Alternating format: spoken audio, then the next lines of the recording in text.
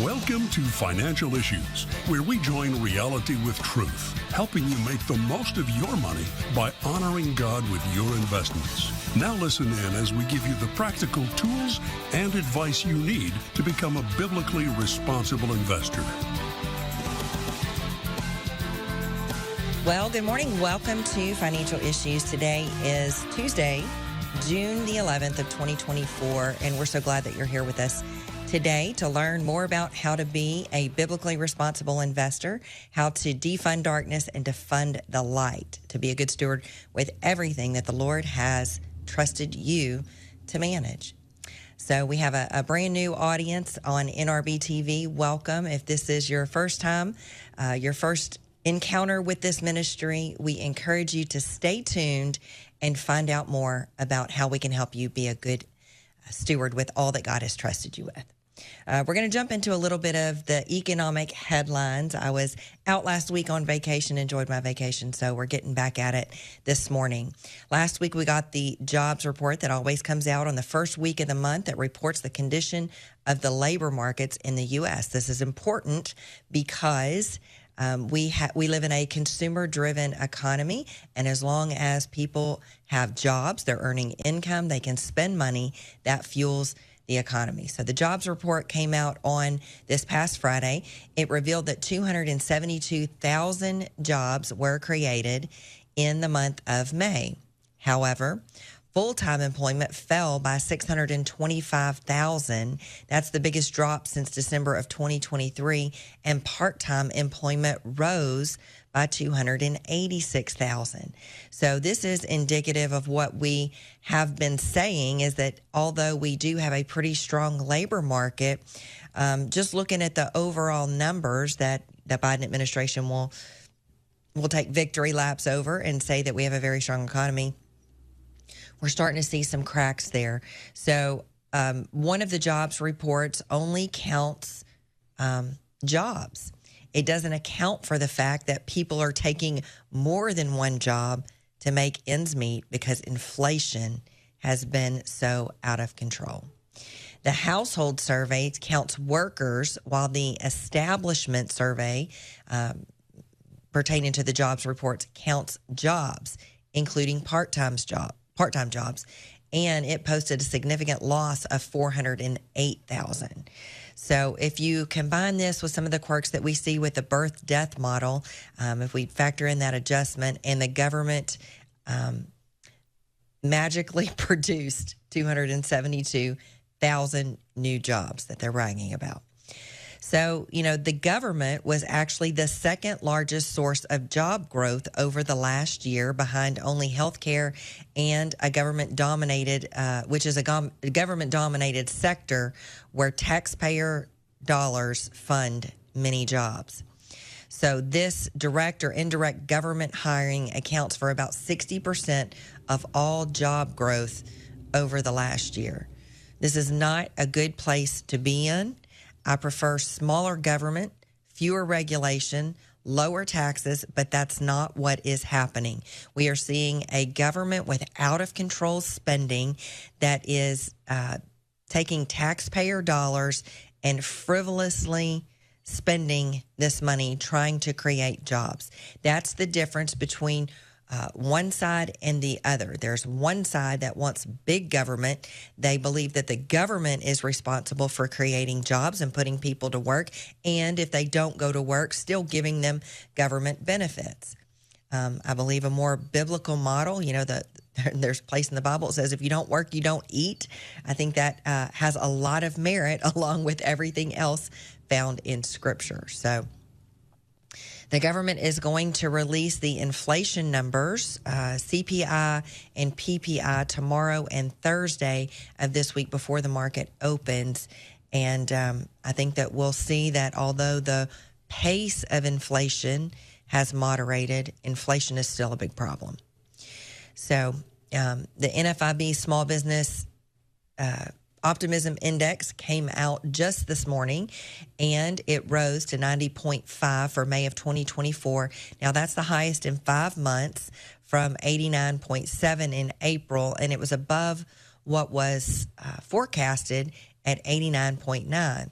Now, Here we go again. 22% of business owners reported that inflation was their single most important problem in operating their business. That was unchanged from April, and the top business problem among owners. So the NFIB chief economist Bill Dunkelberg said small business owners need relief as inflation has not eased much on Main Street. I would also submit to you that inflation is a much bigger problem than the government and even the Fed would have you believe. If we look at the government reports, there's calculators where you can go and you can punch in how much has inflation increased over the last 3 years. The number's somewhere around 22%, but it's not what I see. Now, I did just come off of vacation, and, I guess in some of the areas that I was in, we paid for 2 burgers and 2 salads, $103. That was before taxes or anything else. Yes. What? Craziness. That's yes. insane. And yes. Shana, did that include, we live in a crazy tipping culture also. Did that include a tip also? No. Oh, golly. No. Oh, my golly. Craziness. So, what would you have paid for 2 burgers and 2 salads 3 years ago? Gosh. Maybe $40, maybe $50. Yeah. That's 100% increase. So, I think that what we're actually experiencing is much greater than, the smoke and mirrors that the government reports the numbers in. Yeah. That's crazy, Shana. That's really nuts. Hey, there was a headline that came across kind of similar to what you're talking about here. It seems like businesses are getting hit everywhere. One of the headlines I saw, a congressional report finds half of all new jobs are now going to migrants. A little bit troubling here, Shana. More than half of all new jobs in the U.S. going to illegal immigrants. The committee chair said the data analysis reveals a far weaker economy than Democrats want you to believe. I also explained in the statement that data shows more than half of all job gains since Biden took office have come from illegal immigrants. Biden's border crisis has conveniently served as a tool for shoring up his vote tally and padding his dismal unemployment numbers. Wow. Shana, what do we make of this? Well, it's not good. Yeah. I mean, seriously. the Democrats are really taking victory laps around, having all these immigrants come in. They're saying that it's boosting our economy because, we don't have people that want to work here. Well, I can tell you that tide is going to be shifting when people, as unemployment, we're seeing it start to increase. We're still at historically low unemployment numbers, but I believe that if you calculate it, using the government's calculations, of course. Now, if you calculated the number of people that are actually in this country and are actually willing and able to work, I believe that the unemployment figures would be much, much higher. But one of the ways that they do calculate some of these numbers is they pick up the phone and they call people. I know that they have probably a lot of phone numbers for the illegals that have come across because, reports say that they're giving them phones and money and all kind of other things. But if they get them on the phone, do you really think that they're going to rat themselves out and say that they're working when they don't have work visas and things like this? So, we'll still continue to report the government numbers and all of the numbers that are coming out. But, I'm putting less and less credibility in these numbers. So. Wise move. That's really good for us to know, Shana, especially I think people who sort of understand these numbers but don't quite as much, for us to know, okay, we need to read between the lines here a little bit. It's good. Yep, we do. And we have to trust what our experience is too. Yeah. Yep. Rather than just hanging on all of the mainstream financial news. Yep. Well, I know we've got to take a break coming up here in just a minute, but when we come back, we're going to get to a little bit of market talk. We're going to take a look at what's happening in the markets, the pre-markets, in relation to some of the economic news that's going to come out this week. We're also going to talk something much more important, and that's about stewardship. So stay tuned. We're going to take a short break, but we're going to come back with more financial issues right after this. I'm your host, Shana Burt.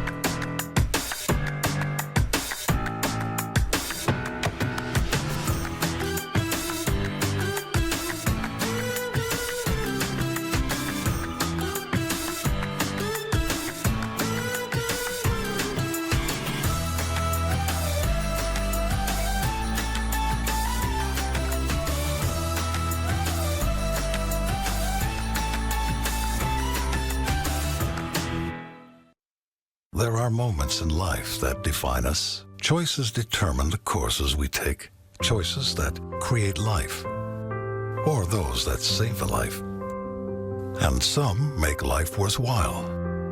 There are decisions to stay or to go, to remain the same or to grow. Sometimes we pray and make peace. Other times we take a stand for what we believe.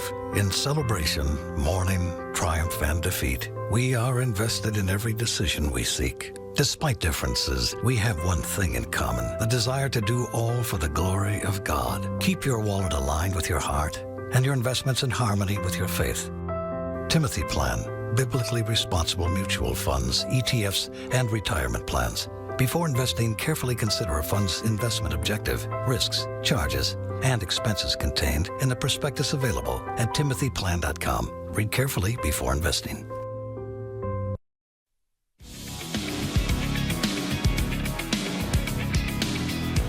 You want to share your experience, maybe your story, give us a call, 610-363-1110.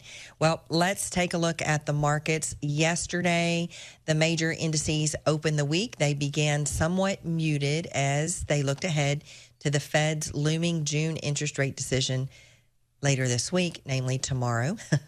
Later in the day, the markets crept up a little bit above the flat line, and by the closing bell, all three stock indices, that's the Dow, the S&P, and the NASDAQ, ended in positive territory, slightly positive. The Dow was up 0.18%, the S&P up about 1/4 of a point, and the NASDAQ up a hair over 1/3 of a point. The pre-markets this morning, if we take a look, all three stock indices are indicating a negative open. So the Dow's indicating an open of down about 1/3 of a point. The S&P, well, all three, the S&P, the NASDAQ, and the Dow camp as well. I think, even though the Fed declares that they are apolitical, that they are disconnected from the politics in this country, the fact of the matter is that the Fed chairman, Jay Powell, is appointed by the president. He is much more likely to keep his job with the current administration than with a Trump administration. And Trump has made no secret of that. Trump actually did appoint Jay Powell, but he will get fired. What's that? You're fired. Right. Yeah, you're fired. Yeah. Powell will be next. That's right. Trump has made no bones about it that if he gets the opportunity to appoint the next Fed president, it will not be Jay Powell. So, in order for Americans to feel good at the ballot box about the incumbent administration, then they need to see inflation continue to cool. They need to see the stock market continue to rally, and a Fed rate cut would certainly ensure that the markets would continue to rally. Well, let's shift gears a little bit to stewardship. That's what we're all about here at Financial Issues. FISM stands for Financial Issues Stewardship Ministries. So that is the core of what we do here. Our stewardship verse today comes from 1 Peter 4:10. As each has received a gift, use it to serve one another as good stewards of God's varied grace. Seth, you want to weigh in? Yeah, absolutely, Shana. And so this is both for our old audience, but also for our new audience that we're getting, especially those of you watching on NRB TV. I think there's not a word, Shana, that we use on the show more often than the word stewardship. We probably say that more than any other word. It's at the very core of who we are. So let's talk about this idea of stewardship for just a moment, since it's so important to who we are. What is, Shana, biblical stewardship, and why do we feel the need to talk about it so often on the show? Well, stewardship is the very true belief that God, first of all, created it all. And because he created it all, he owns it all. So stewardship is just the management of resources. We have resources like time, we have talent, we have treasure. All of these things belong to God. Even the breath in our very lungs belongs to God. And our next breath will come or not come based on instruction from the owner, the creator of the universe.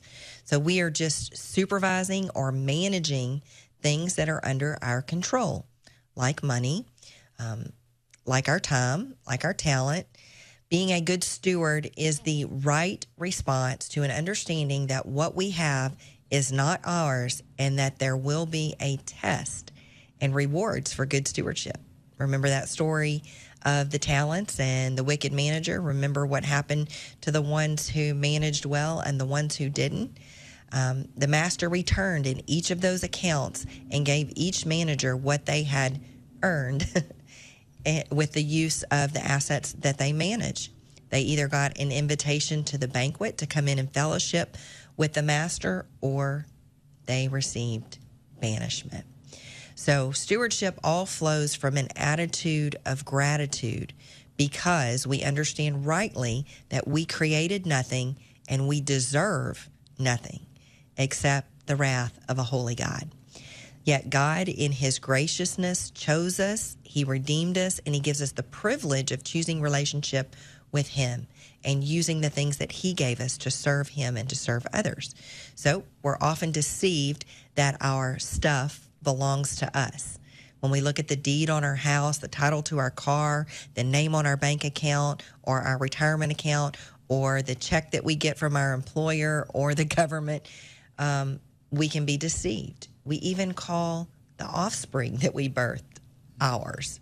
So stewardship flows from a right understanding that it's not ours, it belongs to God, and we just have responsibility. And Shana, I think as you were talking, I was thinking it almost puts even more of an impetus on us because our stuff is not ours. If we did own it, it would be important. But the fact that we don't own it, but God does, makes it even more important. And we have to even do an even better job of managing it well. It's a good reminder. Yep.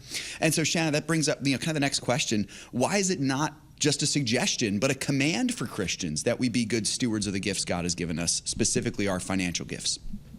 Well, despite what so many say, there are not self-made millionaires. We are not responsible for creating our own wealth. The cattle on 1,000 hills belongs to the Lord. We just get to use the things that he puts under our influence and control. If we don't know what a thing is intended for, we will likely misuse it. So God gives us things to serve one another. God instituted the law of reciprocity, right? That's just a big word for reaping and sowing, or as some in the secular world like to call it, karma, right? Yeah. But this law that God instituted, this law of reciprocity, is as real as gravity. And it's one of the things that God says to test him in. We test gravity every day as we drop things. We just trust that they're going to fall to the floor. So we can trust in that law of reciprocity as well. So, we were made and created by God, and so we follow his rules. My 2-year-old son tests the law of gravity with things he shouldn't. I'm teaching him not to throw things that aren't balls inside the house. Anyway, another conversation. Now that we've laid that foundation there, Shana, how does the concept of biblical stewardship relate to investing? We do talk about investing a lot on the show. We offer a partnership strategy that's based on investing. How does this relate to investing? Yeah. So we can't compartmentalize our faith. We can't let our Christianity only happen on Sundays. We have to carry that with us through the rest of the week, to work, to recreation, to our families. We can't compartmentalize those things, and we can't compartmentalize our investing either. So we can't think that that's just something separate from the way that we honor God. The way that we use our money, what can honor or dishonor God. And we are honoring God when we rightly use the resources that we are given dominion over. One version of Scripture calls gifts our spiritual talents. So, this is not just isolated to our money. The first step is to be completely bought into the idea that what we manage isn't ours. We can't take it with us. God gives us some resources to provide for our needs, and then he gives us some to share with others. So And Shana, since God owns it all, how do you think this can help us to please God as we manage our money, stewarding, investing, saving, different things like that? Well, we can spend wisely. We have to provide for our needs in some ways. We need roofs over our heads and food in our bellies and different things like that. So we can use the resources that God gives us to provide for our needs, but we also have responsibility to take care of the people that God gave us responsibility for, our spouse, our children, maybe anyone else that the Lord has specifically asked you to care for. Maybe he's asked you to care for missionaries. Maybe he's asked you to care for children that aren't yours, to adopt other children. Maybe you have aging parents that you believe that the Lord is asking you to use some of your resources to care for. So we should always be responsive to God since it all belongs to him. Yeah. And, Shana, we walk a tight line on this show because we talk a lot about, good stewardship, meaning that we are obedient to God and we watch that wealth, if God blesses us with it, grow slowly and slowly. And so we're trying to be able to build that sustainable wealth. At the same time, we're also trying to avoid the trap of the love of money and to love the things of God first. How do we do this? That's a tough question, but how do we walk that tightrope? It is. Money is not the root of all evil. The scripture said that the love of money is the root of all kinds of evil. So we must keep a right perspective about what money is to be used for and what we do. And we do that by remembering whose it is. So the ends doesn't justify the means. We don't believe that you can just invest in every single company out there, no matter how they're using the money, and believe that that will honor God. You can't fund the kingdom of darkness. You can't invest in a company, become an owner of a company that is going to turn around and make donations to Planned Parenthood, sponsor gay pride parades, promote a culture of anti-Christ, say that you can direct your own agenda, you can choose your own gender, you can decide the rules of sexuality as they pertain to your life. You can't do that and still honor God. Well, folks, I hear the music. So if you're listening to a short version of the show, we hope that you will find more financial issues by going to our website, financialissues.org, and consider becoming a partner of this ministry today. For the rest of you, we're going to take a short break, but we'll be back with more financial issues right after this. Are you tired of the chaos? There are a lot of things that make noise, but only a few that truly matter. As a parent, I want to leave something that will last for a long time. Invest $300 a month increase on slowly by the time you retire. Not just an inheritance of money, but a legacy of godly values. Here at Financial Issues, we want to help you grow your money, but our main goal is to help you honor God with the money that He's given you. Invest your money in a God-honoring way. Go to financialissues.org.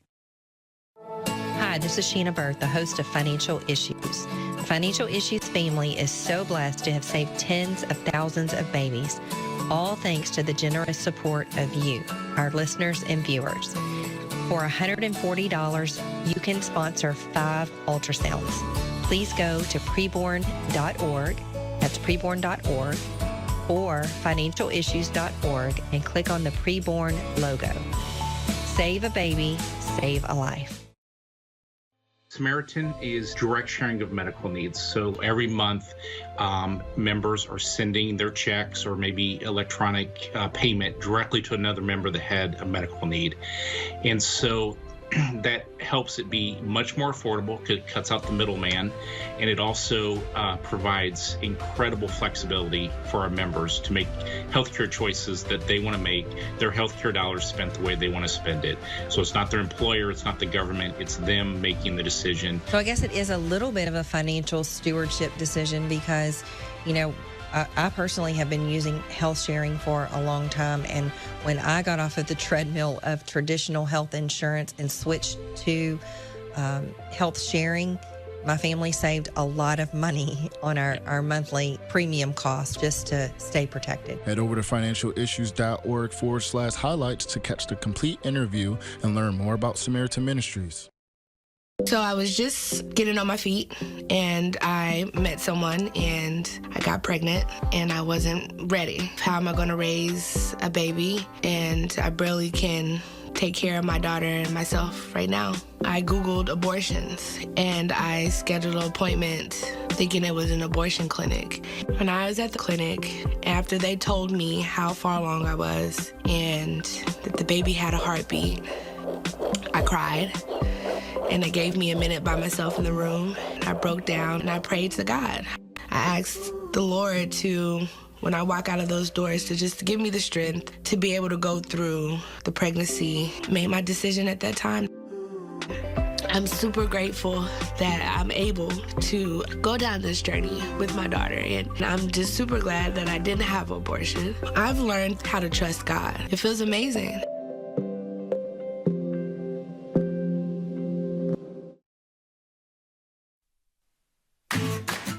Securities offered through G.A. Reppel & Company, a registered broker-dealer and investment advisor, member FINRA and SIPC. Opinions expressed by Shana are hers alone and are for informational purposes only and do not necessarily represent those of G.A. Reppel or the outlet on which you are listening. You should consider how the information applies to your situation prior to personally implementing it and consult any financial professional you work with to make sure it's applicable to your financial plan. Welcome back to Financial Issues. Thanks for sticking with us. For all of you longtime listeners and partners, we appreciate your grace. We are entertaining a new audience on NRB. So we'll be spending a good bit of time going back to the basics, which I think is a really great thing. It helps to keep us centered. It helps us to refocus on what our real goal really is, and that's to honor God in the way that we invest. So I think it serves as a great reminder, for all of us, very, very seasoned partners. But we'll start to spend the second part of the show answering a lot of questions. Since I was on vacation last week, we've had quite a few questions from the Ask Shana page built up. And if you found us on the website from NRB or even the relatively new CSN audience found us on the website, this is a great way to integrate and to learn the practical strategy of how to be a good steward in the way that you invest. So that being said, Seth, what do we have in partner land? Let's do it. Partners, we appreciate you all so much. I love you guys. Absolutely. Two questions to start, Shana, on UT35. The first one comes from John. He's saying, UT35, what should I do with it? If I'm right, is it going private? Thanks for what you do and helping us. Just looking for some guidance. He's 62, Shana. Can you tell us about UT35? Yeah. And Jim, you want to go ahead and bundle Jim's question? We can do Jim's as well. Similar thing. He's saying it's being bought by another company. Shareholders are to get 22% cash for each share owned. Is this particular company a publicly traded company? So wondering kind of the same thing. Jim's 71. So the short answer, or the rapid fire Friday answer, is to just hold it. And, if you're hearing UT35 for the first time, don't go try to look that up because you won't find it. You can only find that on the partner side of our website. We do use code for individual stocks because we know that sometimes people have selective listening, and if they just hear us mention a stock, a lot of times they'll just go out and buy it without really understanding how it fits with our strategy. So we do use codes for the partners. And this particular stock, so in general, is, and this happens very often in corporate America, companies get bought out. We're seeing this happen a whole lot in the energy sector right now. So there is talk of a deal for this particular company to be purchased by a private company. If it does happen, it looks like the offer will be somewhere around $22 a share. So the rapid fire Friday answer is just hold it right now. It's paying a really great dividend. If the deal falls through, you might see some change in the stock price, but we'll let you know via an alert that comes out if you need to actually sell the company. So for now, just hang on to it. Speaking of partner alerts, if you are a partner, keep your eyes peeled in your email for an alert that'll be probably coming out today. We're suggesting a little bit of a restructure in the fixed income portion of your asset allocation model. The alert that's going to come out, if you check the website regularly, you'll see that there have already been some sells marked in the fixed income sector. The alert that's going to come out is going to help explain some of those changes. They are not super time sensitive. Don't get into a rush to do it. It's just a suggestion that we have to restructure.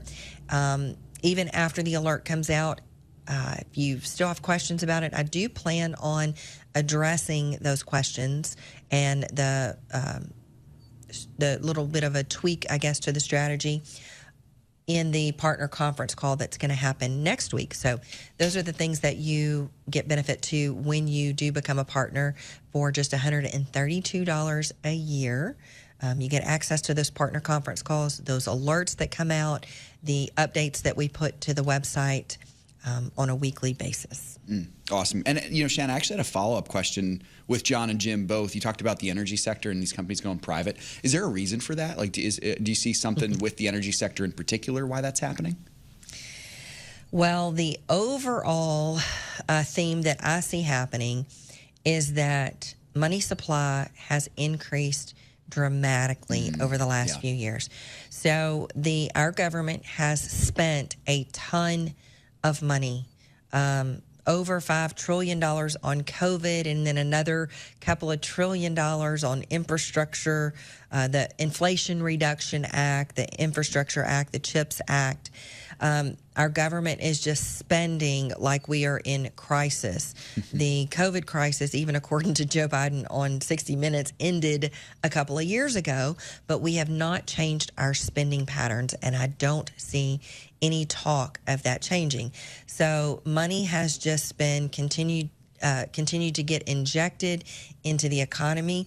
Companies are flush with cash, and for a lot of these companies, there's not a better place to invest it than into repurchasing their own stock. So in my opinion, this is one of the phenomenons that has led to markets being higher. You have more money coming into the market. In fact, there's $6 trillion sitting on the sidelines, and you've been seeing these buybacks. I think the number is somewhere around $7 trillion in stock has been repurchased since around 2009. So you've got fewer shares on the market, more money chasing those fewer shares. Just the basic laws of supply and demand say that share prices go higher. Good stuff, Shana. Thanks for explaining that. Barbara's the next one, 66 years old. She's in the 65 to retirement. She's asking about FP31. Had a call date almost 2 years ago, has yet to call. Is it correct that when the company eventually calls, it will have to pay face value? She has a follow-up question, Shana, but you want to tackle that one first? That is correct. So most preferred stocks are perpetually callable. They list call dates, but it's at the discretion of the company as to whether or not they want to actually call in the shares and repay the shares at face value. And if they don't recall them, then you continue to earn the stated interest, or it's actually a dividend, but.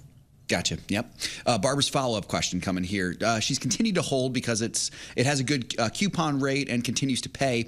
The current market value is below the face value and her purchase as well. She doesn't need these funds right now. Should she hold until it's called? Absolutely. So the reason that you would buy preferred stock is because there can be volatility in the share price, so in the principal that you invest in it, but you're purchasing those preferred stocks sort of like it is not technically a fixed income investment, but sort of like a fixed income investment where you're just going to get a certain stated interest rate based on the face value.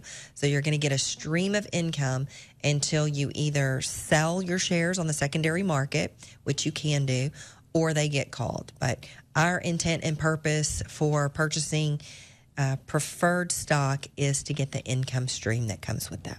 Awesome. You can squeeze one more in here, Shana, before the ag report if you'd like. Daryl has a question. Bought several yellows and blues over the years. Most are now on the broad list, the yellow and blue stocks. Are they still considered a yellow and a blue since they are not on the buy list any longer? He's 64.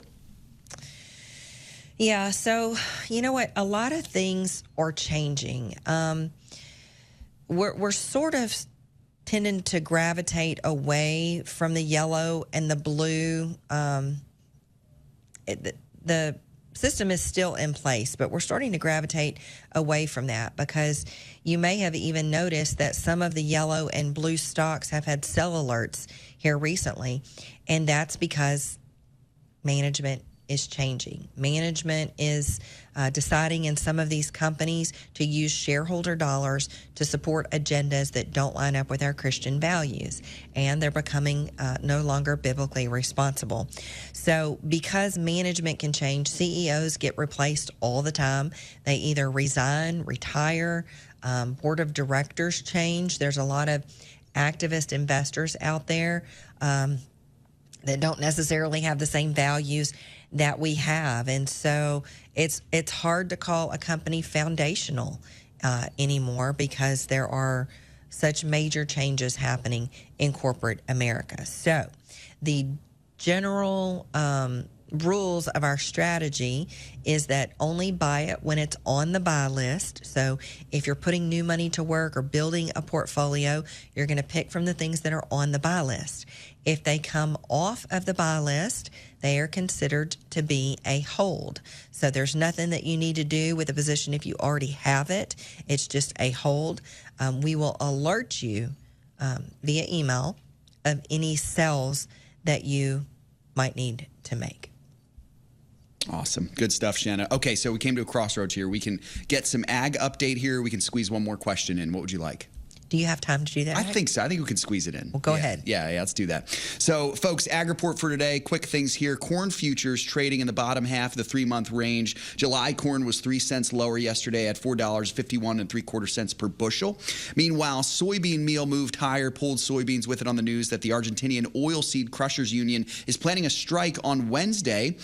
In the U.S., 87% of the bean crop is now planted. July beans 9 cents lower yesterday at $11.88. And next one here is wheat. A bit of a one-trick item yesterday. Prices tumbled. July wheat was 19 1/4 cents lower at $6.75 1/4. Kansas City 22 cents lower at $6.43 3/4, and Chicago 20 cents lower at $6.07 1/2. Cotton futures struggled at the close. July futures were down 203 points, closing at 71.81. Livestock futures were mixed. August live cattle finished $179.97 per hundredweight. Feeder cattle rose. Lean hog futures were $1.45 lower at $90.22 per hundredweight. I think that's all we have time for the ag here, Shana. All right, sounds good. Well, I hope that you'll stick with us. We've got a little bit more financial issues to deliver to you, so we're going to take a break and then come right back with more financial issues.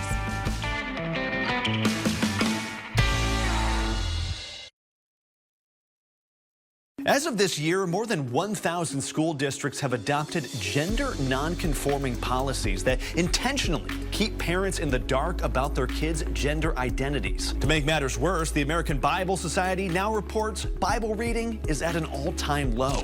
We can't hide from the issues facing our country anymore. The undeniable truth is we're in a culture war, and we must be engaged. For over the last 25 years, Financial Issues has stood as a leader of biblically responsible investing, encouraging the body of Christ to keep funds out of companies that dishonor God. We call that defunding the darkness.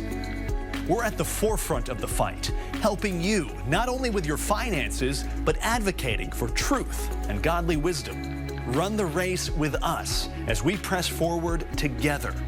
For more information, go to financialissues.org. That's financialissues.org. If anybody's listening, thinking about joining, there's nothing like it. It's been great. I have peace of mind. I feel confident continuing to work. There's just a lot of things that y'all have added to my financial peace. You guys are the man. So I encourage everybody, partner, get in there and watch the videos. Portfolio after portfolio, you hear the stories. It works. And you guys make it possible, and I thank you for that. Married couples or even engaged, as you're coming together, working on your finances, God has blessed us incredibly, and it's been incredible to see what He's done in our lives. Just want to thank you, Financial Issues. As a novice investor, which I am, and I'm certainly learning so much from y'all. Thank you so much. Y'all take the fear out of it. Then my portfolio is is doing great. You've really encouraged us, and I know you've probably encouraged so many others as well. Become a partner today by simply going to financialissues.org/join. Click the green button to become a partner. That's financialissues.org/join. The opinions and recommendations expressed on this program do not necessarily represent the opinions of the station or any of the program sponsors. Additionally, all products or services offered by the program sponsors may not be known by the program. Welcome back to Financial Issues. Thanks for sticking with us. Our phone lines are open, 610-363-1110. You will be the first caller in the queue. But if you want to get into today's show, you need a call in the next 60 seconds. So 610-363-1110. Well, let's keep going with some of these questions, see if we can't get caught up. Sounds good. Shana, we just got a good one came in on Rumble, actually. A listener who goes by the title Rockikish, I think is that listener there over there on Rumble. First of all, had a comment about your burgers that you ate, the ridiculously priced ones. That was a fancy place if the burgers were that much, I suppose. Or it's just we live in a really bad economy. One of those two. It was so fancy, I wasn't even wearing shoes. Yeah, right. That's fantastic. And then he did have a question. He has actually just joined as a partner, but doesn't know where to find the companies. I assume he's talking about the buy and the broad list. Shana, can you help him out? All right. So it's easy to do. Once you become a partner, you're logged in. You'll see a few more menu items that you don't see if you're not a partner. So at the top there will be some drop downs for, I'm not logged in there, but it'll say partners that you want to tell them. Yeah. So if you go to the partner side, you'll hover over that partner tab, as Shana just mentioned at the top of the page, and you'll see three columns: a partner column, buy list column, and broad list column. The companies you're looking for there are those buy list and broad list companies. So click on those. That they're separated by sectors, all that good stuff. Yeah. If you're building a portfolio, you really only want to focus on the ones in the buy list. So they're all broken down by sector. So if you're looking for something in the energy sector, you'll go under the buy list column, click on energy, and you'll see which companies we think are good to add to a portfolio right now. Yep. It's awesome. Thank you for that. Rockikish, I think is who that is. Thanks for listening. Next question we have, Shana, is Hugh. Hugh has a couple questions here, actually. He's wondering about TM72. If there's an objection to buying this due to a load fee, is the purchase of bonds from the country that this fund is associated with directly a good alternative? He's following the 65 and up investment model. What do you think, Shana? So they are not the same. The mutual fund is focused on companies of a particular company. If you're a partner, you'll be able to see what that is. So that mutual fund invests in stocks that are mostly domiciled in that particular country. One that the Bible says that we should bless, and he will bless those who bless, and he will curse those who curse. So pretty clear, right? Trying to be a little cryptic, but so there is a fund out there, and this fund is put together by a company called the Timothy Plan.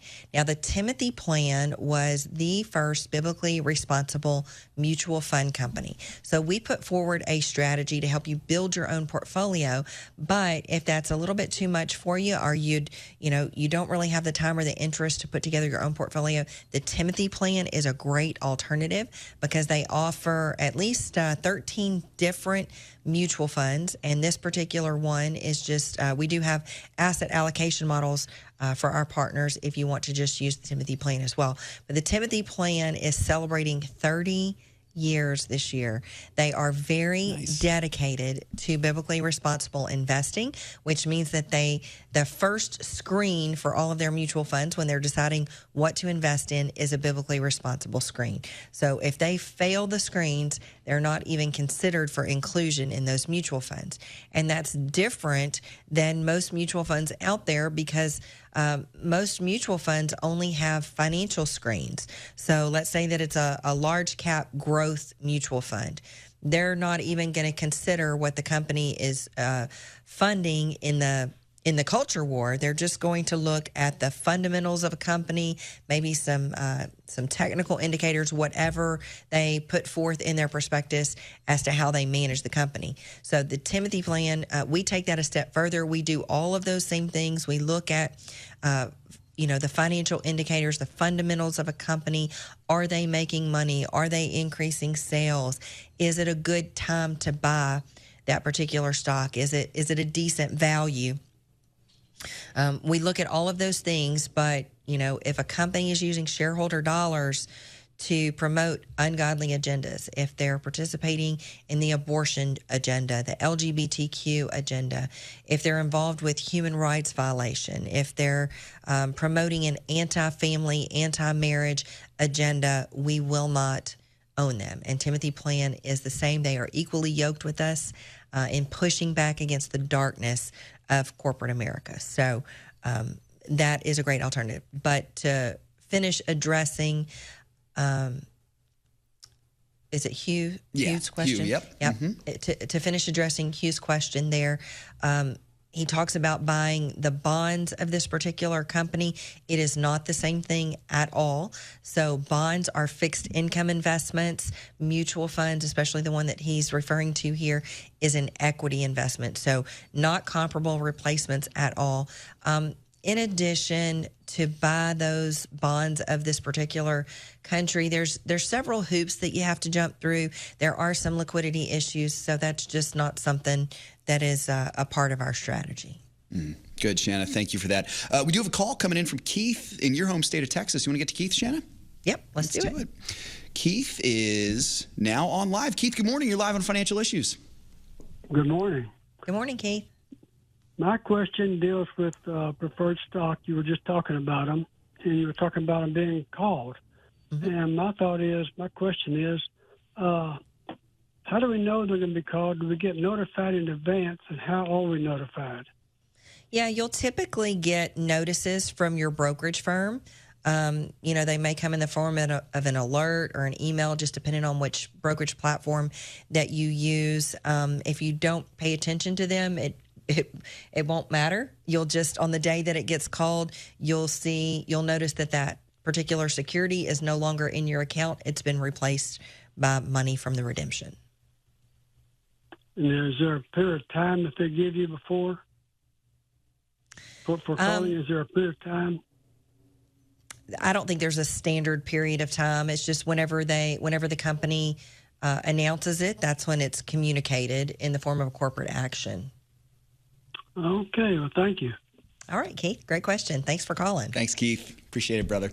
Good stuff.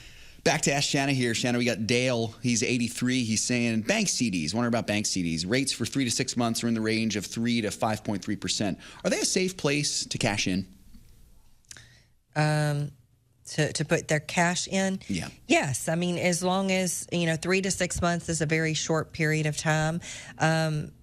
Money market is also a great place too. If you have money market, the money market rates that I've seen are hovering around 5%. So I would much prefer a 5% money market over a 3% CD. So you just want to compare the rates. That is part of our fixed income strategy. If you're a partner, you can get online and you can go to the fixed income tab and you can read at the top there.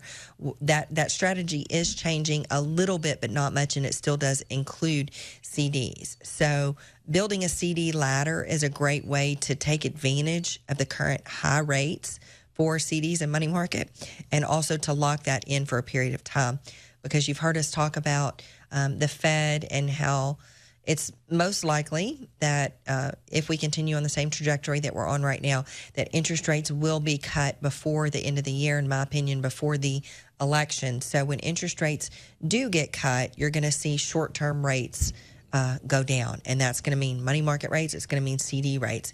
So by laddering those CDs out to 2 years, which is really where the rate advantage is right now, you're going to be able to lock that in for a little bit longer. Awesome. Shana, jumping over to the live chat here, and there's a wonderful chat going on there concerning politics that we won't get into right now, but somewhere sifted in there, I found Adam's question from Virginia. He's saying, I understand it's best to purchase stocks and ETFs when the market is open, since mutual funds only settle at the end of the day. Does it matter if you buy mutual funds in the pre-market? Okay, so mutual funds are a little bit different. When you put an order in for a mutual fund, you're going to get the closing price of the day. So if you put your order in before 3 3 p.m. Central Time, 4 p.m. Eastern Time, you're going to get the share price of whatever it closes at that day. If you put in the order after 3 p.m., you're going to get the close of the next business day. So, no, it does not matter. Awesome, Shana. Lance is up next here. Lance has a 401k through work. It only offers a few mutual funds for investing options. What's the best way to put these in the portfolio tracker? The mutual funds invest in several different sectors. He's 40 years old. What do you think? Yeah, that's a little bit tough. So mutual funds are actively managed funds. So it's a way that investors can pool money together and they can have professional management do the day-to-day management of their money. Now, every mutual fund has a stated objective, and you can read that in their prospectus. So, there might be a healthcare fund, there might be a technology fund, there might just be a large cap fund, there might be an index type fund. The prospectus is going to tell you what the parameters that money manager has to go by and what that fund is able to invest in. So it's very difficult to put mutual funds into our tracker because our tracker is specifically designed for building your own portfolio. So when you follow the financial issue strategy, you're sort of building your own mutual fund. So there's not really a good way to incorporate that into the tracker. So unfortunately. The best way to do it, if you have a 401k, participate, get the match, but then don't put all of your eggs in your 401k basket. Have some money outside that you can manage and be biblically responsible with.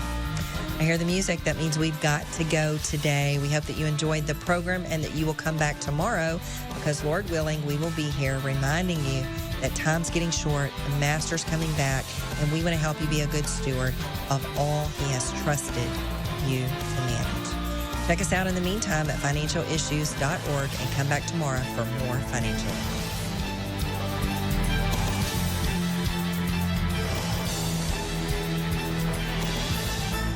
If we ever forget that we're one nation under God, then we will be a nation gone under.